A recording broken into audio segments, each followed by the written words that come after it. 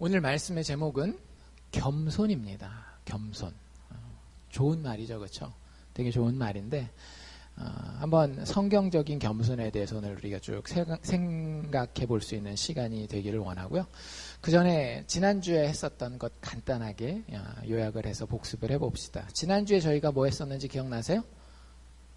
견인에 대해서 했었죠. 그래서 견인은 자동차를 끌고 가는 게 아니라 우리가 교회에서 이야기하는 견인은 성도의 견인. 성도가 견고하게 인내하면서 마지막까지 구원을 잃지 않고 천국 영광에 마침내는 도달하게 하시는 하나님의 은혜. 이걸 우리가 견인이라고 말씀드렸습니다. 예수 그리스도를 사랑하는 그 믿음 안에서 끝까지 견딜 수 있는 거예요. 나의 인간으로서의 사랑은, 의지는, 다짐은, 그 사랑하는 기술은 부족하다 할지라도 성령께서 나를 주장하시기 때문에 내가 한 번 사랑한 이 예수를 끝까지 놓치지 않고 영원히 사랑할 수 있게 되는 것. 그래서 하나님이 약속하신 모든 좋은 것이 마침내는 내 것 되게 하시는 하나님의 은혜가 바로 성도의 견인이다라는 이야기를 했습니다. 많이 갔어요. 그렇죠? 소, 중, 회, 신, 칭, 수, 성, 견. 이게 8번째고 마지막이 영화거든요. 그래서 우리가 이렇게 쭉 거의 다 다뤘습니다. 소명부터 해가지고 다 다뤘는데 하나 건너간 게 있었어요. 혹시 기억나세요? 견인하기 하나 전에 뭐였죠? 성이었죠. 그렇죠. 성견영 해가지고 성을 우리가 건너갔어요. 그걸 저희가 오늘 하고 다음 주하고 2주에 걸쳐서 하게 됩니다. 그래서 성은 뭐냐면 성화예요. 아까 제가 기도할 때도 잠깐 언급했지만 예수 믿는 사람들은 날마다 조금씩 거룩해져요. 근데 조금 오해하지 않으셨으면 하는 게 뭐냐면 교회를 5년 다니면 목소리가 1도 내려가고 교회를 10년 다니면 2도 내려가고 한 20, 30년 다니면 목소리가 할렐루야 이렇게 되는 걸 거룩함이라고 오해하는 경우가 되게 많아요. 그러니까 쉽게 얘기를 하자면 좀 더 종교적인 사람이 된다. 이런 게 교회 다니면서 거룩해진다 이렇게 생각하기 쉬워요. 근데 성경에서 이야기하는 거룩함은요. 조금 달라요. 일단 성경에서 쓰는 그 단어 자체가 거룩함이 무슨 뜻이라고 제가 여러 번 말씀드렸는데 기억하시는 분 계세요? 성경에서 거룩함은 무슨 뜻이다? 다르다라는 거예요. 그래서 하나님이 우리랑 같습니까? 다릅니까? 굉장히 다르죠. 어떤 면에서 달라요? 우리는 시작과 끝이 있는 존재들이에요. 그렇죠? 만들어진 존재들이란 말이에요. 근데 하나님은 어때요? 시작도 없고 끝도 없는 분이에요. 그런 의미에서 하나님이 거룩하신 거예요. 하나님과 우리는 비교할 수 없을 정도로 아주 다릅니다. 그런데 그 하나님을 믿게 되는 사람, 예수 그리스도를 통해서 그 하나님을 바라보고 그 하나님을 섬기고 예배하게 된 사람 역시 하나님처럼 어떻게 되는 거예요? 거룩해지는 거예요. 근데 그게 아까도 말씀드린 것처럼 종교적으로 뭐 이렇게 막 이런 그런 게 아니라 다르다라고 하는 거예요. 여러분들 예수 믿으면 일단 여러분들에게 생겨야 되는 변화가 있어요. 옛 습관을 버리셔야 됩니다. 그게 뭐가 됐든지 다른 사람과 여러분들을 비교하실 필요는 없어요. 근데 여러분들이 예수 믿기 전과 여러분의 예수 믿은 후는 분명히 달라야 돼요. 왜? 여러분들은 거룩하도록 부름받았기 때문에. 그 다음에 또 하나, 여러분들과 예수 믿지 않는 사람들이 똑같아야 될까요? 달라야 될까요? 달라야 되는 거예요. 음식을 먹는 자리에서부터 친구를 만나 대화를 나누는 방식이라든지 자녀를 키우는 법, 사업을 하는 방식, 뭐 여러 가지 면에 있어서 여러분들과 예수를 믿지 않는 사람들은 분명히 어딘가에 가서 다른 게 있어야 됩니다. 그게 거룩한 거예요. 물론 우리가 사는 삶의 현장은 똑같습니다. 똑같이 돈을 벌어야 되고요. 똑같이 자식을 키워야 되고요.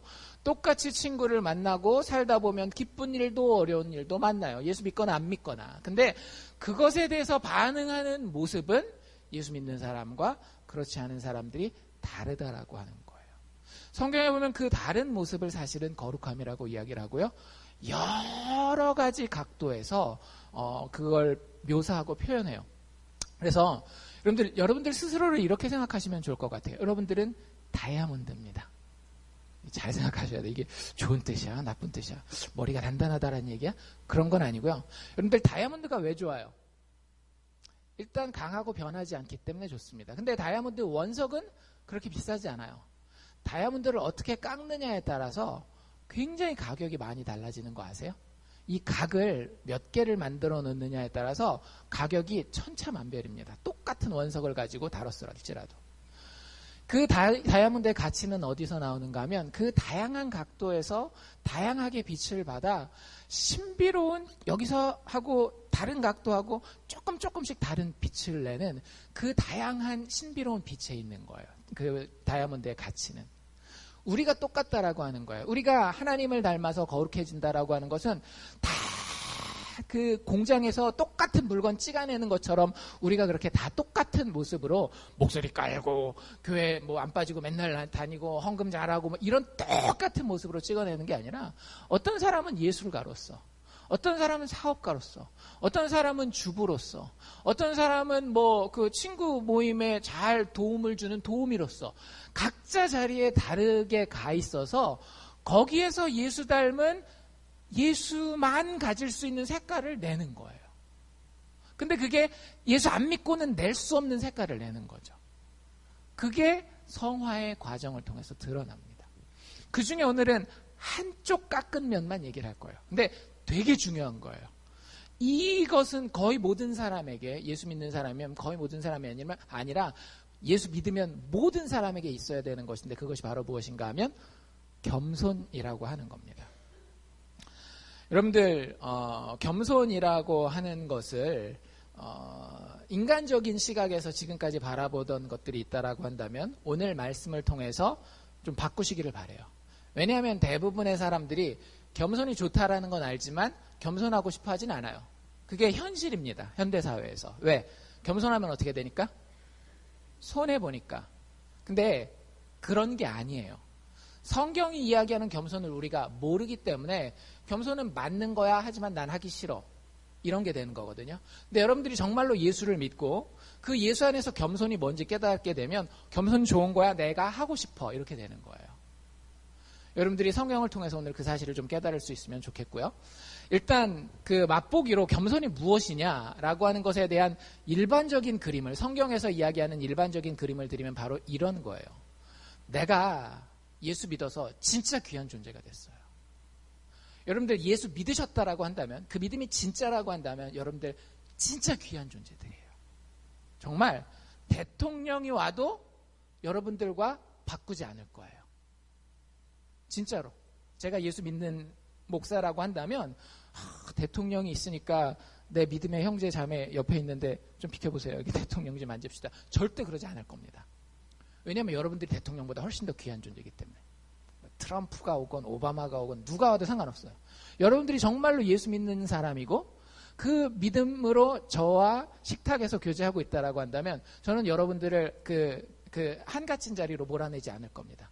세상에서 아무리 귀하다라는 사람이 와도. 근데 그것은 천국과도 똑같아요. 천국과도 하나님이 여러분들을 하나님의 식탁에서 절대 어떤 다른 것들 가지고 여러분들을 밀어내지 않아요. 그렇게 귀한 사람이 됐어요. 근데 내가 이렇게 진짜 귀한 존재가 됐는데 곰곰이 생각해 보니까 내가 한 건 아무것도 없는 거예요. 여러분들 예수 믿는 게 그런 겁니다. 내가 이렇게 귀한 사람이 됐는데 곰곰이 생각해 보니까 내가 이런 귀한 대접을 받을 만한 행동을 한 게 아무것도 없어요. 그걸 깨달은 사람들이 삶을 사는 태도를 성경은 겸손이라고 이야기를 합니다. 다시 한번, 진짜 존귀한 존재가 됐는데 내가 그걸 알겠는데 내가 한 건 아무것도 없어요. 여러분들 그걸 발견하십니까? 여러분들이 예수 믿는다라고 얘기할 때에 내가 진짜 귀한 존재 됐는데 그거 위에서 내가 기여한 게 진짜 1원 한 푼 없는 거예요. 그게 깨달아지는 게 예수 믿는다라고 얘기를 하는 거거든요. 그래서 그거 깨닫고 바르게 반응해서 인생을 살아가는 것을 성경은 겸손이라고 얘기를 합니다. 그래서 겸손은요, 많은 사람들이 겸손을 어떤 행동 양식이라고 생각해요. 어르신들 만나면 90도로 인사해야 되고, 뭐 이런 것들 있잖아요. 말하면은 고객님 안녕하셨습니까? 이런 것부터 친절, 겸손 이렇게 하면 되게 어떤 그 행동 양식이라고 생각하기 쉬운데, 그러니까 그게 맞긴 하지만 하긴 되게 싫은 거죠. 근데 성경이 이야기하는 겸손은요, 행동 양식이 아니라 하나님 앞에서 자신의 존재를 인식하는 마음가짐입니다. 하나님 앞에서 내가 진짜 어떤 존재인지를 제대로 인식하는 마음가짐을 성경은 겸손이라고 이야기하는 거예요. 그래서 여러분들이 가지고 있는 잘못된 겸손에 대한 오해가 있다라고 한다면 오늘 제가 그것도 다 설명을 드릴 테니까 버리십시오. 그거는 겸손이 아니구나 라고 하는 것들을 여러분들 스스로 생각하면서 한번 성경적인 겸손에 대해서 그러면 세상이랑 달라지는 거예요. 그래서 여러분들이 거룩해지는 겁니다. 겸손이라고 하는 걸 통해서 성화의 과정을 겪게 되는데 그런 것들을 오늘 발견해 보시기를 원합니다. 일단 겸손의 반대가 뭡니까? 교만이죠. 그렇죠? 교만이란 말이에요. 겸손의 반대는 교만이에요. 하나님이 좋아하세요? 싫어하세요? 하나님이 제일 싫어하는 거 한 가지 꼽아라. 그럼 교만이에요. 진짜 넘버원. 하나님 제일 싫어하는 거 뭐? 교만. 그러니까 교회 다니는 사람은 진짜 코가 긴 거예요. 겸손 해야 되는 건 맞는데 하나님 싫어하니까 교만하면은 참 천국 가는 것도 위태로울 것 같고. 근데 그 겸손에 대해서 제대로 이해하지 못하면 어쩔 수 없이 하지만 신앙생활이 되게 힘든 겁니다. 일단 교만은 하나님 진짜 싫어하는 게 맞아요. 잠언에 보면 잠언이 이제 여러 지혜 글들이 많이 나와 있잖아요. 잠언 18장 12절에 보면 이런 얘기가 나와 있습니다. 이런 걸 외우세요. 애들 외우게 하십시오. 집에 가서. 사람의 마음의 교만은 멸망의 선봉이요. 겸손은 존귀의 앞잡이니라. 여러분들 여러분들의 자녀들이 존귀한 대접 받기를 원하십니까?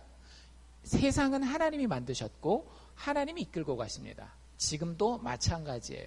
하나님은 천지를 창조하시고 저 멀리 휴가 가서 쉬고 계시는 분이 아니에요. 지금도 살아서 역사와 인생을 주관하시는 분인데 그 역사와 인생을 주관하는 방법과 원칙이 이거라는 거예요. 교만하면 멸망의 선봉에 선 거랍니다. 겸손하면 어떻게 돼요? 존귀의 앞잡이로서 존귀의 자리에 올라간다라고 하는 거예요. 현대인들은 그렇게 키우지 않죠. 내 새끼 밖에 나가서 기죽으면 안 되지. 그래서 좋은 거 먹이고 좋은 거 입히고. 그런데 그 아이들이 여러분들요, 진짜 좋은 학교 가서 얼마나 스트레스 많이 받고 얼마나 열등감을 많이 느끼는지 아세요?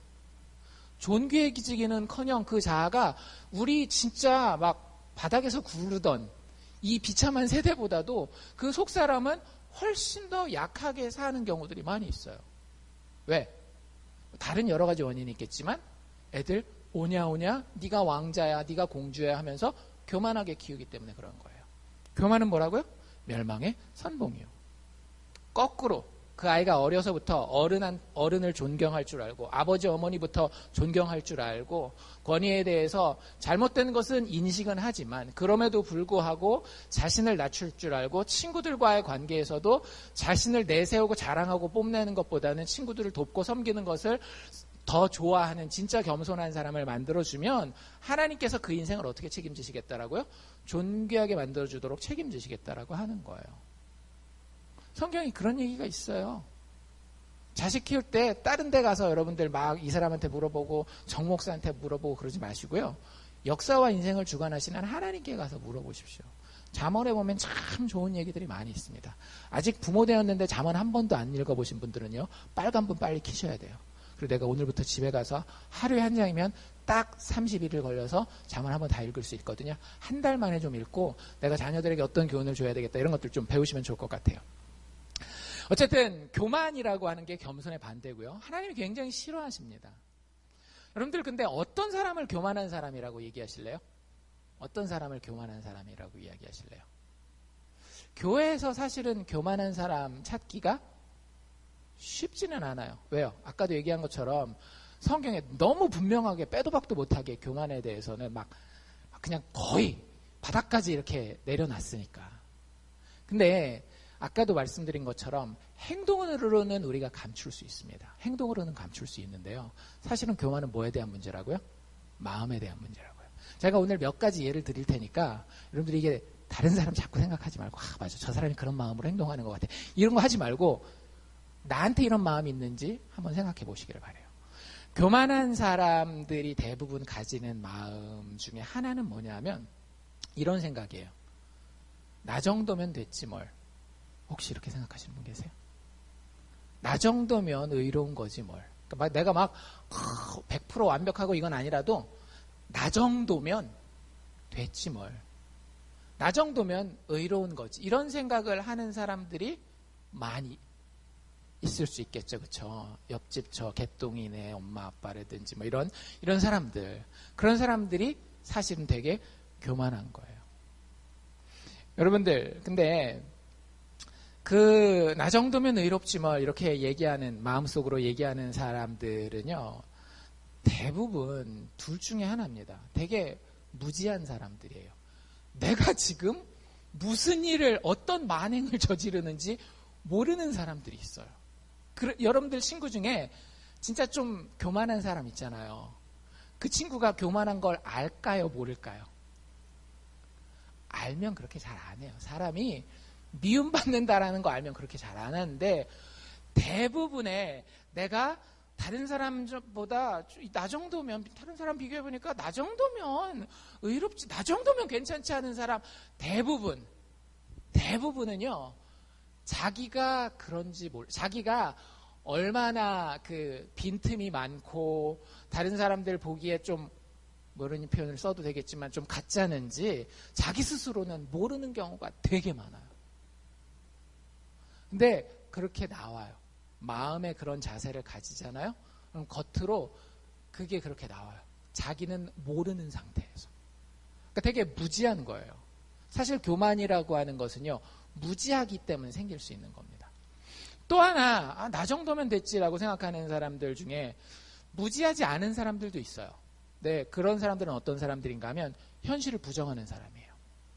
자기가 지금 하고 있는 것에 대해서 그게 얼마나 다른 사람들 보기에 좀 역겨운지 그리고 다른 사람들에게 실질적으로 부담감을 주고 피해를 주고 있는지를 갖다가 애써 무시하는 경우들이 있어요. 괜찮지 않잖아요 라는 이야기를 할 때에 그걸 안 보려고 하는 거예요. 여러분들 이건 심리학에도 나오거든요. 그 자기 부정이라든지 상황을 보지 않으려고 한다든지 예를 들자면 그 암병에 걸려서 말기 암 선고를 받잖아요. 그러면 대부분의 사람들이 처음에 보이는 반응이 뭐게요? 부정하는 거예요. 현실을 부정하는 거예요. 나는 암병에 안 걸렸어. 나는 죽을 게 아니에요. 라고 얘기하는 것처럼 자기가 교만했을 때에 자기가 교만한 것들이 다 보이는데요. 의도적으로 그걸 안 보이는 거예요. 뭐만 보는 거예요? 괜찮은 부분만 바라보는 거예요. 내가 지금 잘하고 있는 거 있잖아요. 10개 중에 3개밖에 잘하는 게 없는데도 그것만 보고 나는 괜찮아라고 이야기를 하는 거예요. 나머지 7개는 있는 거 알아요. 근데 의도적으로 보지 않아요. 여러분들 우리 스스로의 마음을 다시 한번 살펴볼 수 있기를 원합니다.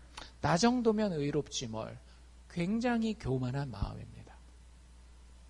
하나님이 이야기할 때에 하나님 닮은 거룩한 모습은요. 절대 이 마음을 가질 수가 없어요. 왜 그런지는 조금 이따 나옵니다.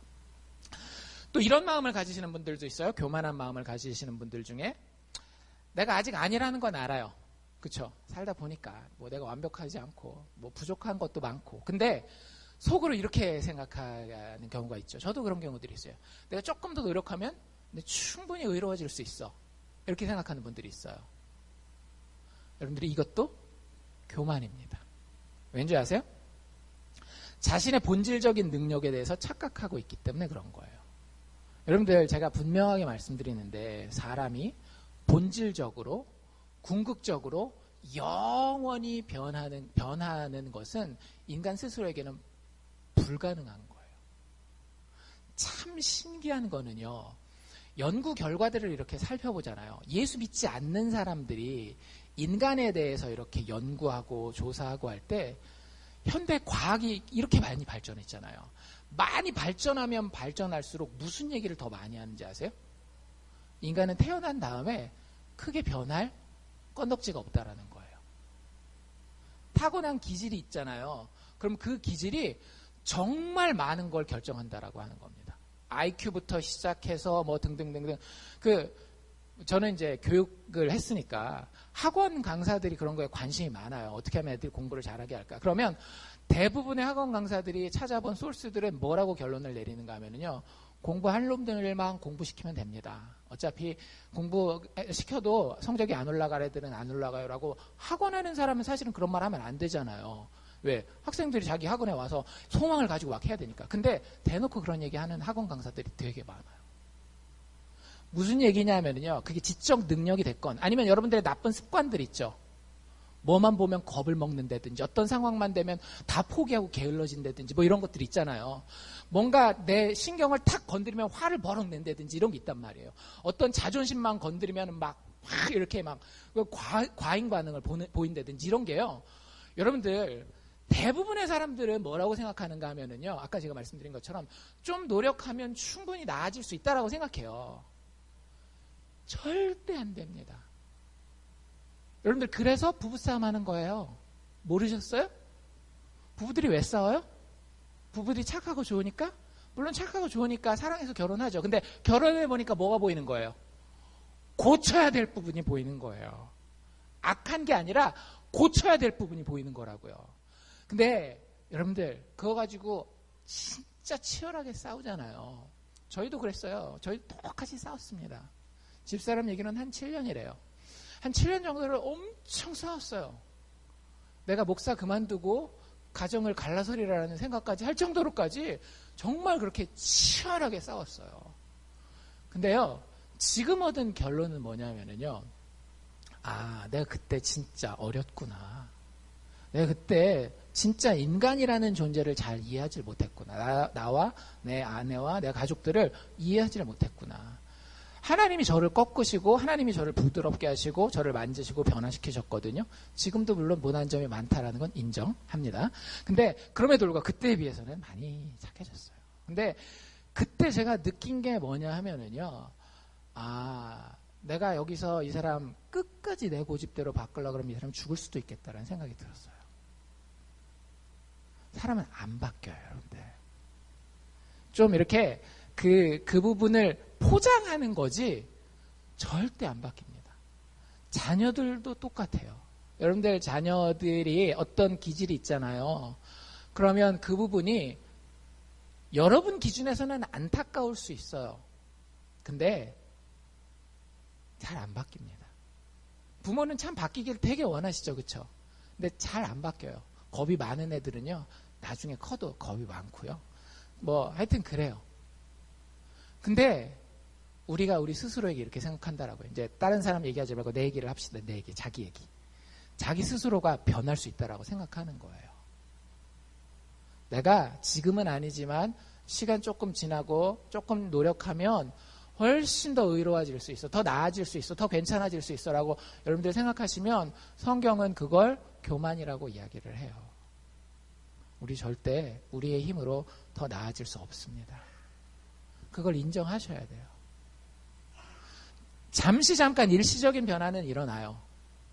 근데 궁극적이고 영원한 변화는 우리 스스로에게는 불가능한 영역이에요. 꼭 기억하셔야 돼요. 또 이런 것도 교만입니다. 겸손해야 된대. 겸손해야 하나님한테 인정을 받는데 겸손한 사람을 하나님이 높이 들어 쓰신대. 아까 종교의 앞잡이라 그랬으니까. 그러니까 내가 겸손해져야지. 이거 어떤 기술로서 겸손해지려고 하는 게 있거든요. 그럼 잘 생각해 보세요. 이 논리는 결국에는 어떻게 되는 겁니까?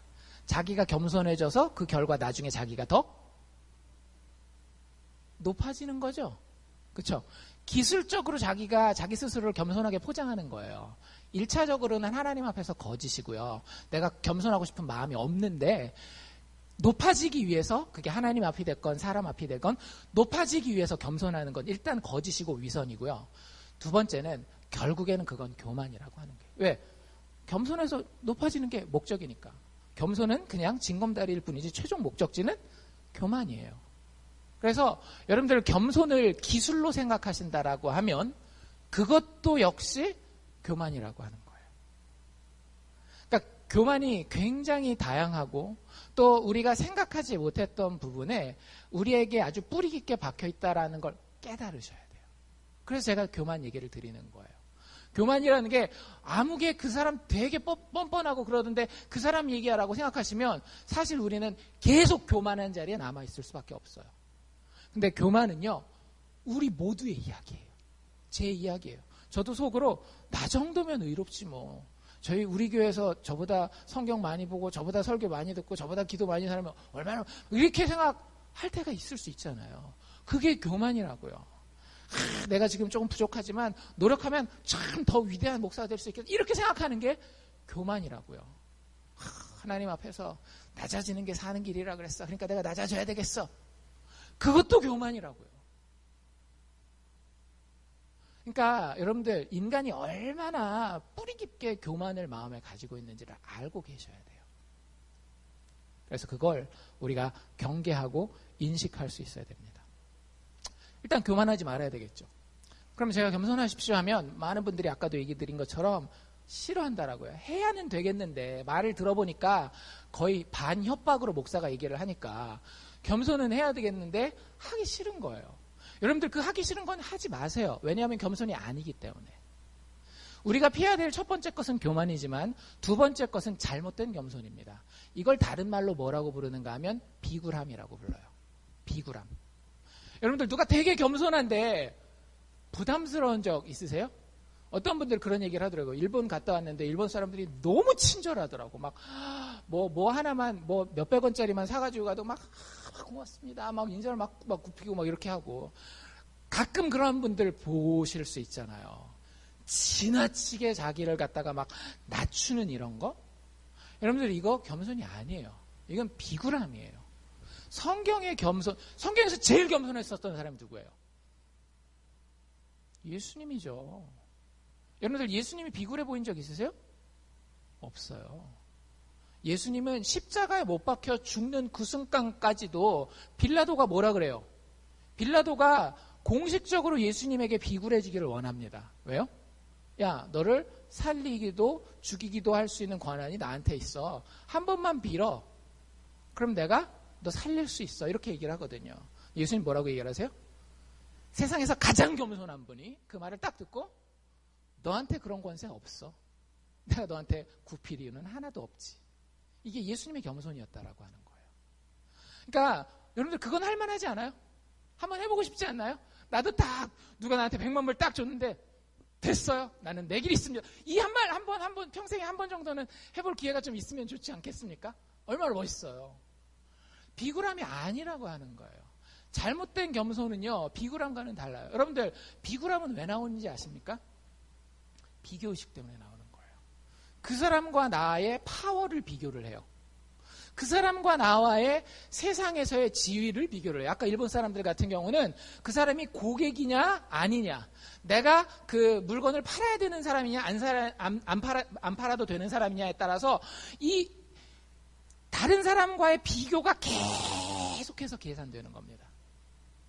그러면 그 가운데에 내가 굽혀야 되겠다라는 판단이 들면 자기 자신을 어떻게 하는 거예요? 낮추는 거예요. 내 가치를 떨어뜨리는 거라고요. 근데 성경은 절대 겸손을 통해서 우리 인간의 가치를 떨어뜨리지 않아요. 근데 우린 그걸 오해하는 거죠. 우리가 예수 믿으면 내 가치를 막 다른 사람들 앞에 뚝뚝 떨어뜨려야 되는 그런 존재가 돼야 되는 걸로 생각한다라고 하는 거예요. 아니요. 여러분들 이건 진짜 겸손함이 아닙니다. 만약에 이런 사람이 다른 사람이랑 비교했을 때에 계산을 해봤더니 내가 더 낫다라는 계산이 있으면 이 사람 어떻게 하겠어요? 갑 중에 갑이 되는 겁니다. 슈퍼갑이 되는 거예요. 여러분들 비굴한 사람이요, 다른 자기보다 더 낮은 사람 만나면 항상 어떻게 하는지 아세요? 진짜 그 사람 막 짓밟고 하는데 더 그 누구보다도 악랄하게 그러는 경우가 되게 많아요. 여러분들 그런 말 들어보셨어요? 참 나쁜 사람 이러면서 강자에게는 한없이 굽히고 약하고 약자에게는 한없이 강해가지고 이런 사람들. 그런 사람들이 대부분 어떤 사람이냐면요. 힘 있는 사람들, 높은 사람들 앞에서 자기를 비굴하게 처신하는 사람들이에요. 예수님이 성경이 절대 우리에게 그런 잘못된 겸손함을 가지라고 요구하지 않습니다. 왜? 결국에 그건 그 사람도 썩히고 사회도 썩혀버리기 때문에. 교만도 여러분들 조심해야 되지만 이 비굴함도 여러분들 굉장히 조심해야 되는 거예요. 이 비굴함은요, 사실은 교만함의 또 다른 동전의 다른 면이에요. 그러니까 여러분들 비굴하지 마십시오. 당당하세요.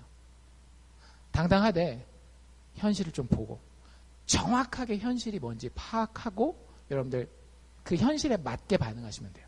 그게 겸손입니다. 여러분들 그리스도인이 가지게 되는 참된 겸손에서 출발점은 뭐냐 하면 절대 이 나의 비교 대상이 사람이 아니라는 데서 출발하는 거예요. 그럼 내 비교 대상은 뭐여야 될까요? 내 기준은 뭐여야 될까요? 내가 내 스스로를 판단하는 기준은 뭐여야 되는가 하면 하나님 기준 앞에서 여기 기준이 돼야 되는 거예요. 여러분들 착하십니까?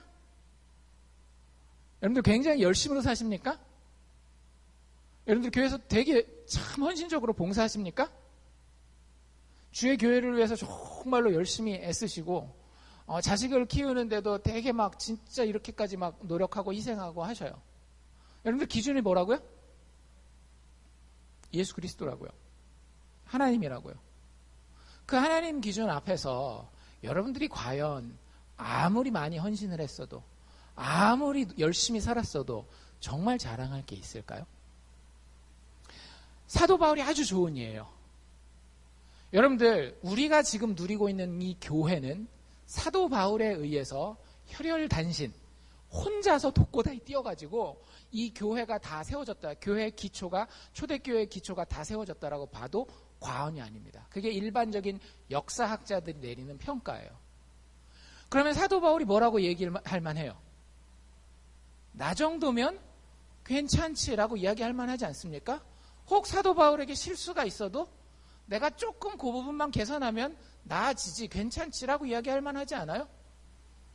그리고도 자기를 그렇게 많이 드러내지 않았으니까 나 정도로 겸손하면 뭐 하나님이 알아서 나중에 해주시게 이럴 수 있는 사람이에요. 근데 우리가 읽은 로마서 7장에 보면 정말로 충격적인 이야기를 사도 바울이 자기 자신에 대해서 이야기하고 있는 거예요. 아까 우리가 읽은 24절에 보면 이렇게 얘기를 합니다. 오호라 나는 곤고한 사람이로다. 여기서 곤고하다라는 건요, 그냥 피곤한 걸 얘기를 하는 게 아니라 참 비참하고 불쌍한 존재라고 이야기를 하는 거예요. 여러분들 사도 바울이 진짜 이런 사람이 아니에요. 세상적인 기준으로 봤을 때 배울 만큼 배웠고요. 그 당시에 가말리알 문화에서 자랐다라고 한다면 요즘식으로 얘기를 하면 하버드 나온 거예요. 로마 시민권도 가지고 있고 동시에 히브리인으로서 히브리 언어와 문화와 종교에 아주 익숙하고 그것 때문에 그 칭찬받는 사람이었어요. 그리고 유대인들 사회에서 공회원이었습니다. 쉽게 얘기하자면 국회의원이었다라고요. 비참한 인생을 살던 사람이 아니에요. 돈으로 봐도 명예로 봐도 영향력으로 봐도 누가 봐도 가진 게 많으면 많았지 뭐가 없어서 참 저 사람 비참하게 사네 이렇게 얘기 들을 사람이 아니었다라고요. 근데 그 사람이 게다가 뭐까지 하게 돼요? 예수까지 믿게 되잖아요. 그리고 아까 얘기한 것처럼 초대교회의 전체의 기초를 놨다니까요. 근데 그 사람이 자기에 대해서 뭐라고 얘기하고 있다라고요? 나는 진짜 불쌍한 사람입니다. 내가 진짜 불쌍한 사람입니다. 이 사망의 몸에서, 이 멸망당할 이 몸에서 누가 나를 구원해낼 수 있겠습니까? 라고 이야기를 해요. 여러분들 이게 가능한 이유는요. 사도 바울은 늘 하나님의 기준 앞에 있었어요. 사도 바울이 원래 가지고 있었던 기준이 있긴 합니다. 그게 뭐예요? 구약의 율법이에요. 10계명들 있죠. 살인하지 말라, 간음하지 말라, 도적질하지 말라, 거짓 증거하지 말라, 남의 것을 탐하지 말라, 부모를 공경하라 뭐 이런 것들이 있단 말이에요. 사도 바울이 그거에 대해서 자기 스스로 뭐라고 평가했을까요? 체크리스트를 딱 정해놨어요. 10계명 10개 제일 큰 거. 그 다음에 다른 안식일에 대한 법들, 뭐 음식 법들, 옷 입는 법들 다 체크리스트 몇백 개를 쫙 해놨어요. 사도 바울이 어떻게 했을까요? 다 체크했어요. 전부 다 지키고 하나도 안 어기고 전부 다 자기가 완성했다라고 생각했어요. 그리고 그게 하나님의 기준이라고 생각했어요. 근데 예수를 만나니까 그 기준이 하나님의 기준이 아니라는 걸 발견하게 된 거예요. 여러분들, 우리에게도 그런 역사가 일어날 수 있기를 바랍니다. 여러분들, 예수 제대로 믿으려면 어떻게 해야 돼요? 주일날 예배 드려야 돼요. 예수 제대로 믿으려면 어떻게 해야 돼요? 매일매일 성경 봐야 돼요.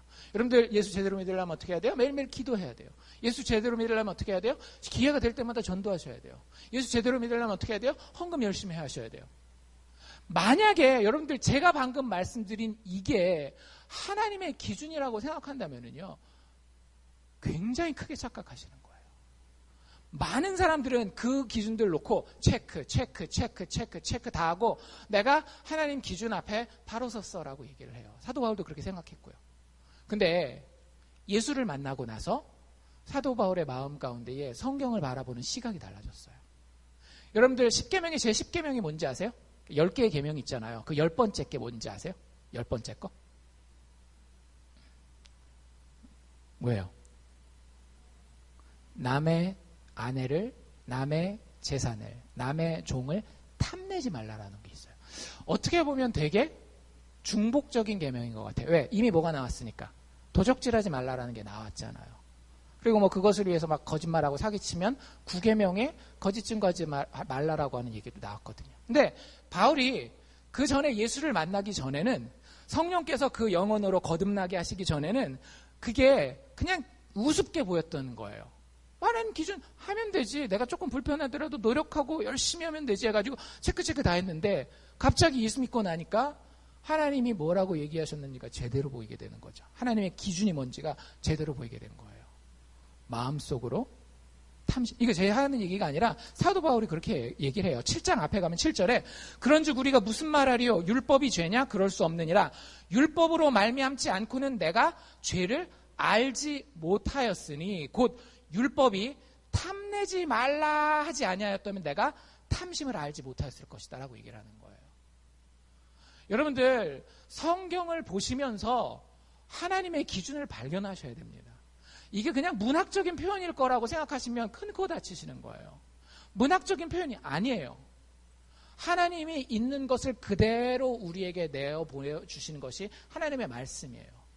그게 정확하게 어디에 드러나는가 하면 예수님의 산상수훈에 드러나잖아요. 너희가 도적질하지 말라라고 하는 하나님의 율법을 들었느냐? 너희 중에 마음으로 남의 것을 탐낸 자는 이미 그 계명을 범하였느니라. 너희 가운데에 간음하지 말라라고 하는 계명을 배웠느냐? 너희 가운데에 마음으로 여자를 보고 음심을 품은 것만으로도 너는 이미 그 간음의 죄를 범하였노라라고 예수님이 직접 하나님의 기준이 뭔지 알려주시고 계신다라고요. 여러분들, 겸손은 그 앞에 서는 데서 시작하는 거예요. 나는 간음 안 했어. 나는 살인 안 했어. 나는 도적질 안 했어. 부모, 내가 생일 때마다 맨날 생일 선물 챙겨드리고 매달 월급은 아니죠. 용돈 보내드렸는데 뭐 이렇게 다 체크한다고 여러분들 하나님 앞에서 의롭게 서는 게 아니에요. 그 마음의 동기를 하나님은 보셔요. 여러분들에게 100만 불이 있었어요. 100만 불을 가난한 사람들을 위해서 다 베풀었습니다. 여러분, 사업이 잘 돼가지고 하나님 그렇게 축복하시면 참 좋은 거죠. 100만 불을 도네이션 할 기회가 있어서 도네이션을 했어요. 근데 어떤 목사님 설교에 그런 얘기를 하더라고요. 여러분들 언제까지 도네이션 하십니까? 어느 정도까지 도네이션 하십니까? 여러분들 스스로를 한번 잘 생각해 보세요. 제가 그 목사님 설교를 듣고 되게 도전을 많이 받았어요. 도전이라고 하는 거는 역시 나는 안 되는구나, 이런 도전. 근데 뭐였는가 하면, 그 목사님 기준이 뭐였는가 하면, 여러분들 도네이션 할 때 항상 인간은 내가 크게 부담 가지 않을 정도로 도네이션 합니다. 여러분들 이렇게 도네이션 해본 적 있으세요? 여러분이 도네이션 하셨기 때문에 여러분들 자녀가 입어야 될 옷을 싸구려를 입혔어요. 그런 적 있으세요? 있으시면 대단하신 분이에요. 여러분들 옆집에 누군가가 가난해서 끼니를 걸러요. 그래서 그들 끼니를 공급하느라고 우리 식구가 한 끼를 금식을 했어요. 그렇게 다른 사람을 섬겨보신 적이 있으세요? 저는 없어요. 솔직하게 저는 없습니다. 그래서 그분 결론이 뭐냐면요, 결국 그 착한 일 하는 것도 네 마음의 세이프 존 안에서, 네 마음이 편안한 상태 안에서 너 스스로 만족하려고 하는 거 아니냐, 그렇게 얘기를 하시더라고요. 근데 저는 할 말이 없었어요, 사실은. 제가 한 걸 그대로 얘기하니까 뭐라 그러겠어요. 그게 사실인데. 하나님 돈을 얼마를 그쪽으로 내가 전달했느냐가 기준이 아니라고요. 마음의 가장 깊은 동기부터 보시는데, 내가 돈이면 돈을 해보시죠. 돈을 내가 그렇게 했는데, 그 돈 때문에, 그 선행한 것 때문에 내 가슴이 뿌듯하고 만족하잖아요. 여러분들 그럼 죄 지은 거예요. 죄 지은 거예요. 그게 정확한 성경적인 죄의 기준입니다. 하나님 앞에서 사도 바울이 그 기준을 깨닫기 시작한 거예요. 예수 믿으면 여러분들도 똑같이 그러셔야 됩니다. 밑에 보면 그 7장 9절에는 뭐라고 얘기를 하는가 하면, 전에는 내가 법을 깨닫지 못했을 때 내가 살아있었다. 나 참 괜찮은 사람인 줄 알았다. 내 참 의인인 줄 알았다. 근데 계명이 이름에, 이게 7장 9절이에요. 계명이 이름에 율법을 제대로 깨닫게 되매 그때 비로소 어떤 일이 일어나는가 하면 죄가 살아났대요. 그러니까 율법이 이르면 죄 안 짓던 사람이 죄 짓게 된다 이런 얘기가 아니라, 율법이 이르게 되면, 율법이 제대로 예수 믿은 상태에서 깨달아지면 죄 아니라고 생각했던 게 죄인 줄로 깨달아지는 거예요. 내가 선행했던 것이 죄였구나. 결국에는 나 스스로를 만족시키려고 하는, 그리고 피해는 전혀 보지 않으려고 하는 아주 이기주의적인 죄였구나라는 것을 율법을 통해서 깨닫는 거예요. 아까 그것도 똑같은 거죠. 내가 겸손하면 다른 사람들이 나를 존경하겠지. 그래서 겸손하면 그거 뭐예요? 아주 이기적인 판단이요 행동이기 때문에 하나님 앞에서 죄가 된다라는 거예요. 그래서 사도 바울이 깨달은 게 계명이 이름에 죄가 살아났다라고 하는 거예요. 죄를 깨닫고 인식하게 됐다라고 하는 거죠. 그리고 어떻게 돼요? 나는 죽었도다. 여러분들, 예수 믿는 자는 반드시 죽어야 됩니다. 예수 믿는 자는 반드시 죽어야 돼요. 여러분들이 아직도 살아있다라고 한다면 뭔가 잘못된 거예요. 율법이 우리에게 당도했을 때에 계명이 이르면 죄가 살아나고요. 죄가 인식되고요. 내가 그 죄 앞에서 아무것도 할 수 없는 무능력자로서 죽어져야 돼요. 그래야 겸손이 나오는 거예요. 그래야 세상과 달라지는 거예요. 예수 믿는 사람들이요, 요즘에 무진장에 쓰죠. 뭐 하려고? 세상 사람들한테 잘 보이려고. 왜? 개독교라는 얘기 안 들으려고. 근데도 계속 욕먹어요. 왜 그런지 아세요? 왜 그러는지 알거든요, 세상도. 니들 잘 보이려고 그러는 거잖아. 니들 입시슴 하려고 그러는 거잖아. 세상 사람들도 그게 죄인지 안다니까요. 아무리 착한 일을 많이 해보십시오.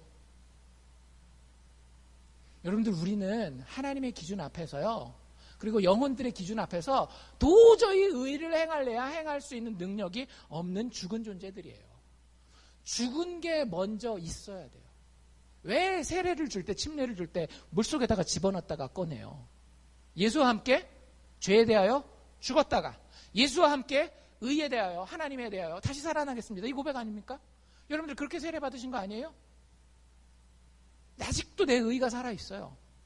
나 정도면 괜찮고 나 할 수 있다 이런 생각하고 있는데요. 아니에요. 하나님의 기준 앞에 우리를 비춰야 됩니다. 그런 걸 알았기 때문에 사도 바울이 뭐라고 고백한다라고요? 오호라 나는 곤고한 참 비참하고 불쌍하고 무능력한 사람이로다. 이 사망의 몸에서, 이 죽어있는 아무것도 할 수 없는 이 상황 가운데에서 도대체 누가 나를 건져내서 살려낼 수 있을까? 이게 사도 바울의 고백이었어요. 자기에 대한. 여러분들, 하나님의 기준 앞에서 내가 할 수 있는 것이 아무것도 없음을 인식하는 것이 겸손의 첫 번째 걸음입니다. 빨리 깨달으세요. 이걸 빨리 깨달아야 여러분이 살아요. 여러분 주변이 살고요. 여러분 공동체가 삽니다. 왜 우리 가운데 다툼이 있고, 왜 우리 가운데 어려움이 있고, 오해가 있고, 서로가 서로를 망가뜨리는 일이 일어나냐면요, 다 내가 살았기 때문에 그래요. 다 내가 의롭고, 다 내가 할 수 있는 거예요. 제가 늘 말씀드리잖아요. 히틀러도 자기가 의롭고 옳다라고 생각해서 600만 명 죽인 거라니까요. 내가 죽지 않으면, 하나님의 기준 앞에서 내가, 딴 사람 말고 내가 죽지 않으면 다 죽는 거예요. 겸손이라고 하는 것은 우리의 어떤 부가적인 귀걸이나 코걸이 같은 장식품이 아니에요. 그리스도인의 척추입니다. 핵심이에요. 예수 믿는데 예수 그리스도의 그 기준 앞에 십자가 앞에서 예수가 인간의 죄를 지고 어떻게 죽어가는 것을 본 사람들이 겸손 없이 살 수 없어요.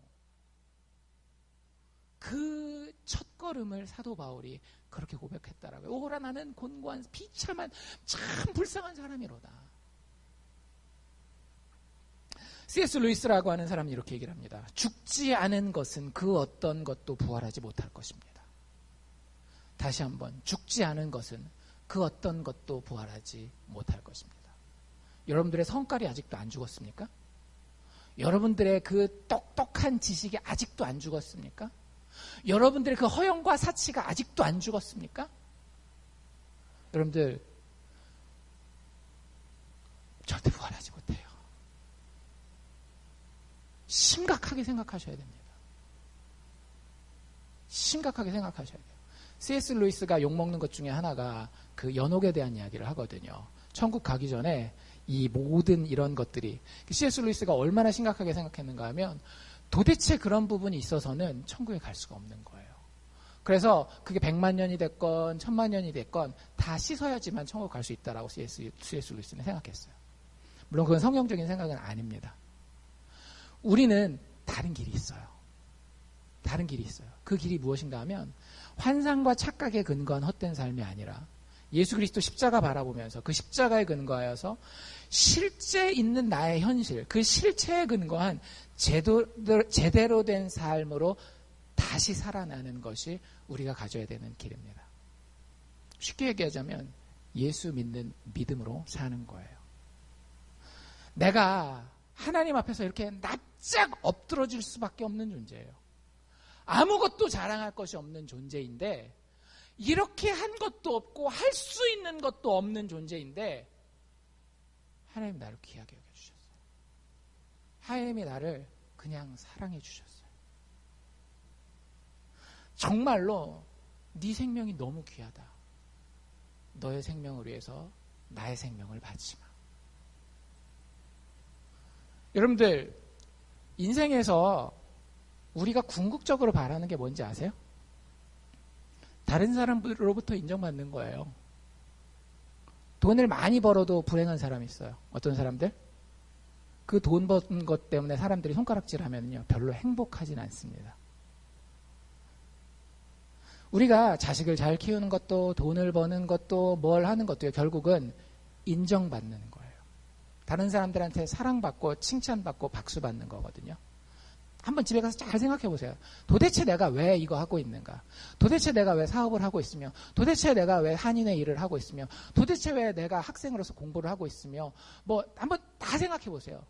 결국은 만족하기 위해서 하는 거예요. 누군가가 나를 인정해주고 그것으로 인해서 그 칭찬으로 만족하기 위해서 하는 거거든요. 근데 여러분들 다른 데 가서 찾지 마세요. 예수 그리스도의 십자가 안에서요. 하나님이 나를 보고 진짜 아무것도 안 했는데 너 예수 믿는다고? 난 너로 만족해. 넌 참 귀하다. 너 참 존귀하다. 아름답다. 너 의롭구나. 너 괜찮아. 여러분들 대머리가 벗겨지면 어때요? 주님이 멋있다 그러는데 여러분들 통장에 얼마 없으면 어때요? 주님이 넌 참 부한자라고 얘기를 하시는데 여러분들 믿음은 바라는 것들의 실상이라고 말씀드렸죠. 하나님이 나한테 그렇게 얘기하시는 게 여러분들 실상이라고 한다면은요, 우리는 그 신비를 날마다 생각하는 사람인 거예요. 내가 할 수 있는 게 아무것도 없어요. 한 것도 아무것도 없어요. 근데 십자가에서 예수님이 자신의 생명으로 내 생명을 대신하셨기 때문에 하나님 너는 정말 귀한 자라고 하는 거예요. 여러분들 이게 여러분들의 가슴을 치십니까? 만족하십니까? 그런 사람들은요, 자신을 내세울 수가 없어요. 자신을 절대 내세울 수가 없습니다. 그 사람들이 하는 것은 딱 하나밖에 없어요. 예수 그리스도의 십자가만 자랑합니다. 예수 그리스도의 십자가만 자랑합니다. 예수 그리스도의 십자가만 자랑합니다. 여러분들 예를 하나 들어볼까요? 왜 부모들이 그렇게 애써서 희생하고 헌신해서 자식을 키우는데 이민사회에서 나중에 애들 크면 애들과의 관계가 그렇게 서먹해질까요? 멀어지고 멀리 떨어지면 인사받기도 참 힘들고. 여러분들 왜 그런지 아세요? 겸손하지 않게 자식을 키우기 때문에 그래요. 우리가 자식 키울 때 되게 교만하게 키웁니다. 내가 자식을 위해서 돈을 써요. 학원을 보낼 때 뭐 우리 동네는 학원이 없지만 큰 도시 가면 학원들이 있거든요. 한 달에 수백 불씩, 비싼 데는 수천 불씩, 여름 캠프만 해도 10,000불까지 하는 데들도 있어요. 그런데 보내면서 내가 탁 자식을 위해서 돈을 던진 거예요. 뭐 은행 통장에 얼마가 있건 상관없이 열심히 내가 헌신한 그 돈으로 자식을 섬긴 거예요. 마음 가운데 뭐가 있어요? 뿌듯함이 있죠. 저도 많이 느껴봤어요. 저도 뭐 부자는 아니라도 제가 가진 것 가지고 자식들한테 뭔가를 해줬을 때 되게 뿌듯한 게 있어요. 여러분들 그러면 인지상정이 뭔지 아세요? 바라는 게 있어요. 성적을 바라든지, 그래서 내 명예를 높여주든지, 아니면 나중에 돈을 많이 벌어서 어머니 아버지 노후를 편안하게 해주든지, 뭐가 되든지 바라는 게 있더라고요. 여러분들 만약에 여러분들이 가진 거 가지고 돈을 자랑하면서 그 돈을 여러분들 자식을 위해 쓰잖아요. 그러면 반드시 끝에 가서 사단이 나게 돼요. 그걸 받는 사람이 부담스럽게 생각하고요. 그리고 그것 때문에 점점 멀어지는 거예요. 대화도 그 대화의 갭이 점점 벌어지게 되고요. 자기가 그거 가지고 사실은 뭐 한 거냐면 구원자 놀이 한 거예요. 구원자 놀이 한 거예요. 내 돈이 내 자식을 도와주니까 내가 이렇게 자식에게 구원자 놀이 했다라고 굉장히 교만하게 하나님 앞에 선 거예요. 그러면 세상적으로 성공은 할 수는 있습니다. 근데 정말로 하나님이 이야기하는 그 아름다운 인간관계는요, 참 얻기 힘들어요. 근데 여러분들 이렇게 생각해 봅시다. 여러분들이 가진 게 많아요. 자식을 위해서 뭐 이것저것 공급할 수 있을 때 다 해줬어요. 한 달에 1,000불짜리 학원도 다 보냈다라고 해봅시다. 그래서 애가 성적 잘 받아와서 엄마 아빠 고생하셨어요. 딱 얘기를 했는데, 여러분들 아까 얘기했죠. 아까 그 사람은 어땠어요? 돈 자랑했죠. 자기 속으로. 역시 내가 있어서 대준 게. 근데 그러지 않고 이 두 번째 부모는, 야, 그게 다 하나님이 도와주신 거야. 내가 예수 앞에 아무 자격도 없는데 하나님이 나를 구원하셨고, 그것도 거기에다가 더해서 필요할 때마다 내가 실수하지 않고 바른 결정하게 해주셔서 하나님이 우리 가정으로 하여금 이렇게 풍요로운 것들을 누리게 해주신 거야. 이게 다 하나님의 은혜 때문에 우리가 이렇게 사는 거다. 아빠 엄마가 이렇게 해준 것도 그저 아빠 엄마는 하나님한테 감사할 따름이야. 니들이 이렇게 잘해준 것도 참 엄마 아빠가 너네 돌봐준 것도 없이 맨날 맞벌이 하느라고 힘들었는데 이렇게 잘하는 게 참 어떻게 참 신통방통하다. 하나님의 은혜 아니었으면 어떻게 니네 이렇게 컸겠냐. 그러면 여러분들 자식이요, 그 부모 좋아해요. 겸손하니까. 여러분들이 돈 자랑하고요, 내가 그래도 인생을 산 게 몇 년인데 하고 여러분들의 경험을 자랑하고 지식을 자랑하잖아요. 자식들이 아직까지 힘이 없을 때는 여러분들 따르겠죠. 뒷감당은 어떻게 하려고 그러세요? 제가 협박하는 건 아니고요. 현실이에요. 제가 많이 보니까 그래요. 여러분들, 겸손한 것이 예수 믿는 사람들이 삶을 사는 유일한 길이고요.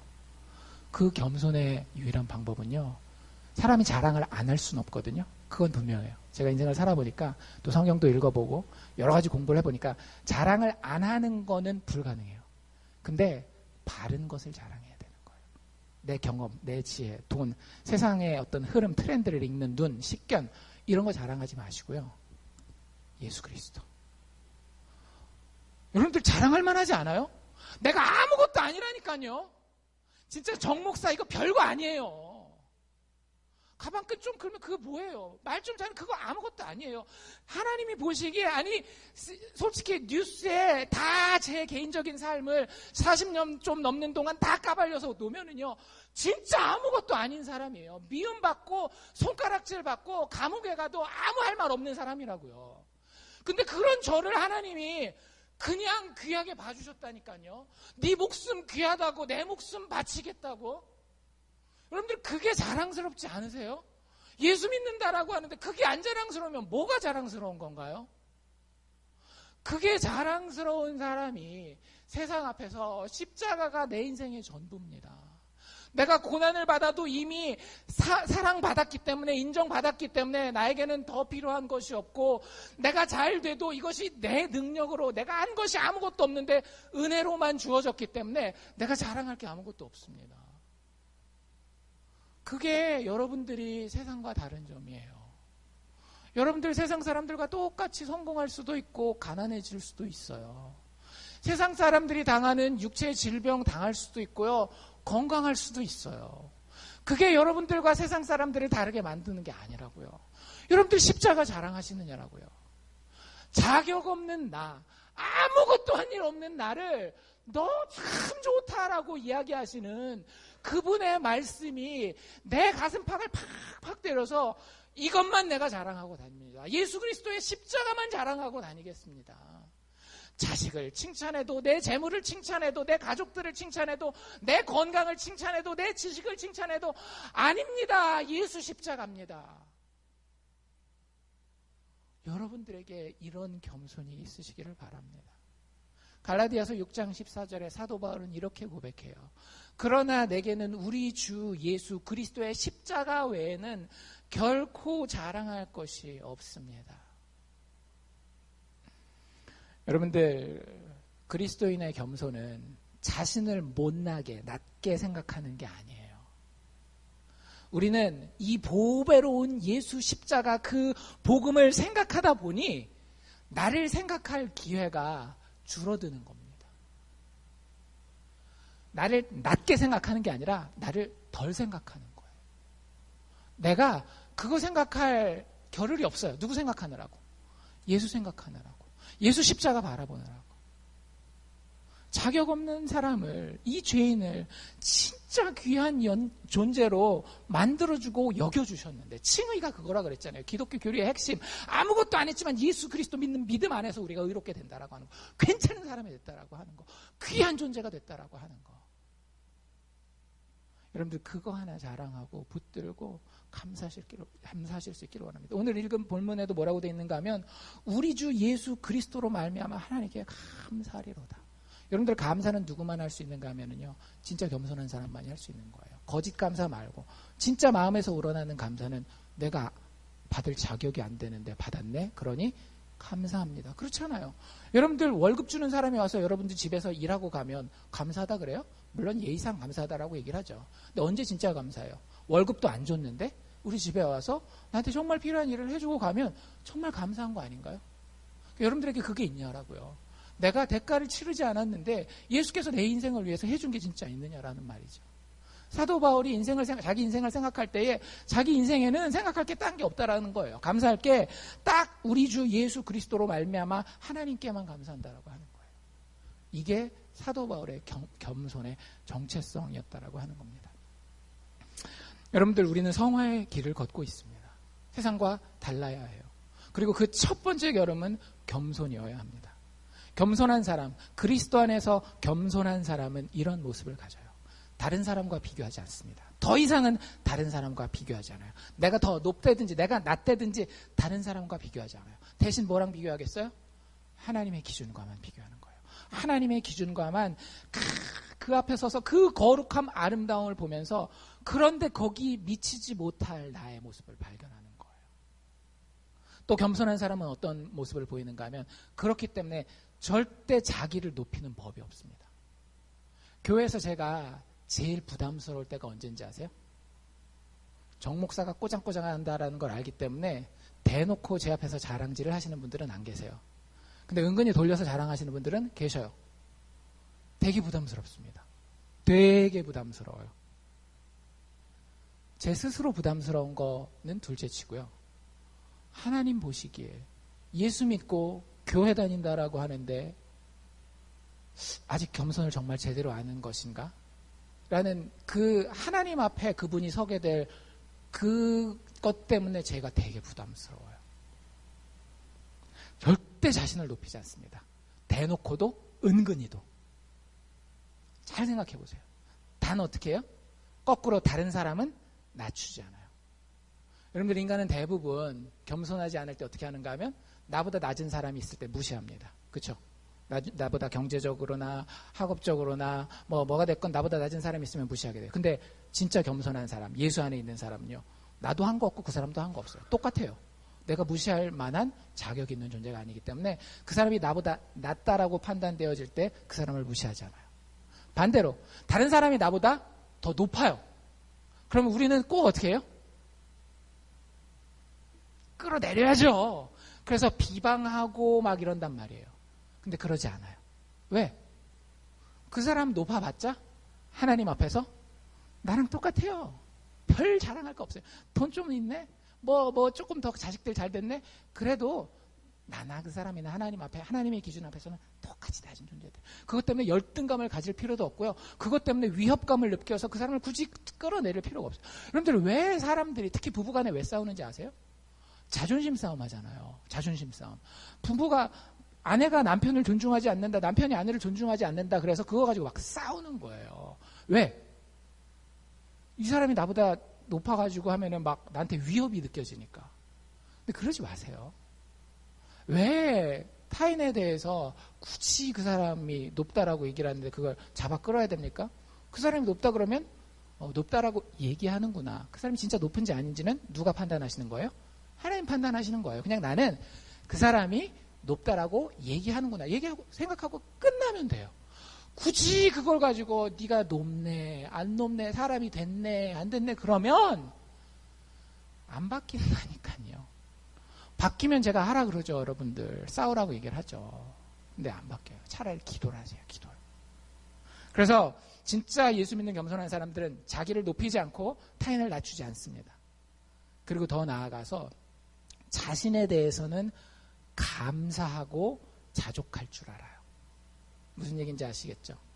진짜 겸손한 사람은요, 세상적인 야망이 그렇게 크지 않습니다.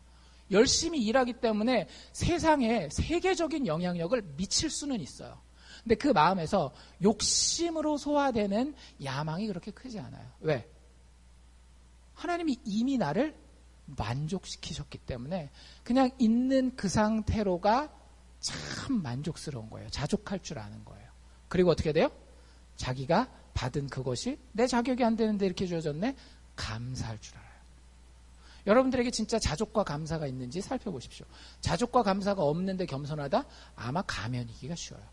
자족과 감사가 사실은 겸손의 실질적인 모습으로 드러나게 됩니다. 타인에 대해서는 어떨까요? 자기에 대해서는 자족하고 감사할 줄 알지만 타인에 대해서는요, 기대를 참 많이 해요. 그리고 있는 그대로 조금이라도 뭐가 있으면 칭찬해요. 이게 겸손한 사람이에요. 여러분들 칭찬하는데 비굴할 필요가 있어요, 없어요? 여러분들 자식을 칭찬해요. 막 바닥에 박박 기어가지고 이렇게 막 구두 닦아주면서 얘야 너 오늘 굉장히 열심히 공부해서 시험 잘 봐왔구나. 막 이렇게 비굴해질 필요 있어요, 없어요? 자녀를 칭찬할 때. 그럴 필요 전혀 없잖아요. 얼마든지 당당하지만 그가 가지고 있는 잠재력에 대해서 그가 이미 이루어놓은 거에 대해서 그대로 인정하면 돼요. 그게 사실 또 별거는 아니거든요. 근데 그럼에도 불구하고 하나님의 은혜로 그런 일이 보이면 칭찬하면 되는 거예요. 그리고 그 사람이 안 됐어요. 아직도 이 레벨이 안 돼요. 막 내 속에서는 막 부글부글 왜 그것밖에 안 되는 거야? 막 이런 생각이 들어요. 그래도 여러분들 그런 나를 하나님이 어떻게 하셨더라고요? 구원해 주셨더라고요. 내가 한 게 아무것도 없는데 나를 귀하게 여겨주셨더라고요. 그럼 그 사람도 그렇게 될 가능성이, 잠재력이 있는 거죠. 그러니까 사람을 향해서 항상 뭘 가지고 대하는 거예요? 기대감을 가지고 대하는 거예요. 여러분들 스스로를 이렇게 생각해 보십시오. 내가 얼마나 사람들 앞에 인사를 잘하는가 이런 걸로 겸손함을 따지지 말고 내가 다른 사람과 비교하지 않고 늘 하나님의 기준 앞에 서고 자신을 높이지 않고 타인을 낮추지 않고 나 스스로에 대해서 자족하고 감사할 뿐만 아니라 타인에 대해서는 칭찬과 기대로 반응하는 사람인지, 그러면 여러분들의 믿음 안에서 여러분들은 겸손한 사람입니다. 그리고 하나님이 높여주실 거예요. 그건 걱정 안 하셔도 돼요. 그런 사람은요, 믿지 않는 사람이 봐도 사람이 되게 자연스럽고 편안해요. 여러분들한테 그런 친구가 좀 있습니까? 여러분들이 안 그러면 그런 친구부터 먼저 사귀세요. 내 주변에 사람이 참 편안하고 자연스럽고 자기를 막 높이지 않고 이렇게 다른 사람 이렇게 험담하는 거, 여러분들 험담하는 사람들 많이 쫓아다니지 마십시오. 듣긴 되게 좋죠. 호기심도 자극되고, 누가 이랬대, 누가 저랬대, 이런 얘기들. 근데 진짜 편안한 사람은요, 그랬는데 그 사람 또 나중에 또 잘 될 수도 있겠지. 이런 칭찬과 기대가 있어요. 자기 스스로 인생에 대해서 맨날 이렇게 짓눌려가지고 지어짜는 게 아니라, 어떻게 저렇게 참 힘들게 사는 것 같은데, 참 기쁨이 있고, 감사가 있고, 만족이 있을까. 이런 사람이 된다니까요. 그런 사람 자꾸 사귀세요, 여러분들. 그리고 여러분들이 자꾸 그런 사람이 돼서 이 교회 그런 친구들 관계가 착착착착 연결되면 참 좋겠어요. 세상이 알아보겠어요? 못 알아보겠어요? 반드시 알아봅니다. 예수 안 믿어도 알아보게 돼 있어요. 근데 예수 믿는데도 그게 안 보이면 되게 안타까운 거죠. 예수 믿는데도 여전히 교만하고, 예수 믿는데도 여전히 비굴하게 살고. 아니에요. 예수 믿고 성령에게 의지하여서 십자가 바라보면서 날마다 그리스도의 겸손함을 향해서 성화돼가는 여러분들이 되실 수 있기를 바랍니다. 그러다 보면 마지막 날 예수님께서 다시 오셔서 우리 만날 그때 우리는 영화롭게 되는 거예요. 성견영. 성숙한 참 그리스도인이라면 진짜 귀한 존재가 되었는데, 신의 사랑을 받는 존재가 되었는데, 내가 한 게 아무것도 없는 거를 발견하게 되니 절대로 이제부터는 나 스스로를 드러내지 아니하고 그저 예수 십자가에서 그렇게 은혜 베푸신 하나님만 높이고 그분 말씀에 절대적으로 순종하는 그 사람이 참된 성숙한 그리스도인이라는 것을 여러분들 머리에 기억하시고, 그 모델을 향해서, 그 목표를 향해서 성령의 도우심으로 성장하시기를 주의 이름으로 축원합니다. 기도하겠습니다.